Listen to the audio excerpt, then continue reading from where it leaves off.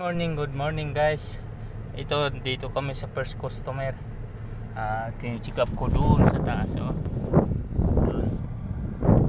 Pre-on, amperes. Wala namang problema. Sa settings lang ng remote sa baba, sa indoor. Kaya, i-check up namin out warranty. Iwan ko kung magbabayad. Nandun pa yung partner ko sa loob. Kung magbabayad siya sa check up. Pag hindi namin pipilitin, pero pag magbayad, okay. Inaantay ko lang, nakababa na ako. Okay guys, yung sinasabi kong insurance sa OBI, Orbis Victus International, garantisado to ito at maganda, mababa lang halaga, 3,000 sa isang tao sa loob ng isang taon. At kung OFW ka, kasali pamilya mo, sa buong pamilya mo insured sa 15,990,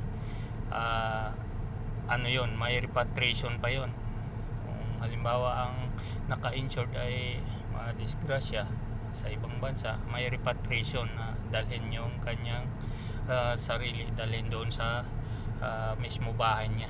Kaya guys, mag-isip-isip kayo, kailangan protected kayo. Hindi lang to insurance, business din ito.